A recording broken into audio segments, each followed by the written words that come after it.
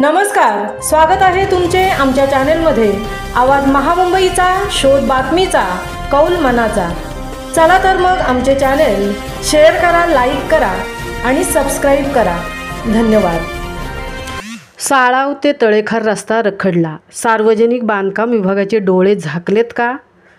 साळाव ते तळेखार दरम्यान सुरू असलेले डांबरीकरणाचे काम धोकादायक आणि अपूर्ण अवस्थेत थांबले असून पावसाळ्याच्या उंबरठ्यावर हा रस्ता अक्षरशः खड्ड्यांचे साम्राज्य बनला आहे। गाडी चालवणे म्हणजे जीवाशी खेळ करण्यासारखे झाले आहे।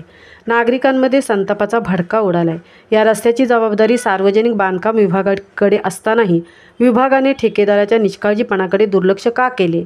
या पाठीमागे बंद दाराआड बंद पाकिटाचा खेळ सुरू असल्याचा संशय आता उघडपणे व्यक्त होत आहे।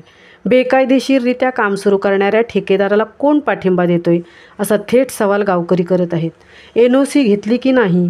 अपघाताला जबाबदार कोण? या रस्त्याचे काम सुरू करताना ठेकेदाराने कोणतीही कायदेशीर प्रक्रिया पूर्ण केली नाही असा आरोप ग्रामस्थ करत आहेत। NOC, सुरक्षा सूचना, पर्यायी मार्ग याचा कोणताही मागमूस नाही। दूधवाले, भाजी विक्रेते, विद्यार्थी, रोजचे प्रवासी यांचे हाल अत्यंत कष्टदायक झाले आहेत। खड्ड्यांमध्ये गाड्या अडकत आहेत, दुचाकीस्वार घसरून पडत आहेत आणि अद्याप कोणतीही ठोस उपाययोजना नाही। प्रशासन गप्प, नेते तोंड बंद। कोणाच्या दबावामुळे? ग्रामस्थांनी जोरदार आरोप केला की काही स्थानिक पुढाऱ्यांनी बंद पाकिटाच्या बदल्यात आपली तोंडही बंद ठेवली आहेत। त्यामुळे सामान्य जनतेला दररोज जीव मुठीत घेऊन प्रवास करावा लागतोय। ठेकेदाराच्या मनमानीवर कोणाचा वरदहस्त आहे हे उघड व्हावे अशी मागणी केली जात आहे। अपघात झाला तर ठेकेदार आणि प्रशासन जबाबदार ठरेल।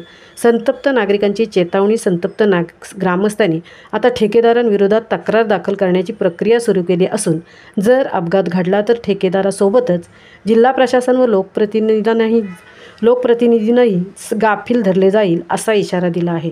रूटिंग पक्षातील स्थानिक नेत्यांमुळे जनतेचे हाल होत आहेत। ही जनतेची ओरड सरकार ऐकेल का? सरकारने त्वरित चौकशी करून या गुप्तचाराच्या आणि बांधकामातील भ्रष्टाचाराचा पर्दाफाश करावा, अन्यथा जनआक्रोश पेटून उठल्यास जबाबदार कोण? आवाज महामुंबईचा चॅनेलसाठी निलेश फुंडेंसह तृप्ती भोईर, रेवदंडा।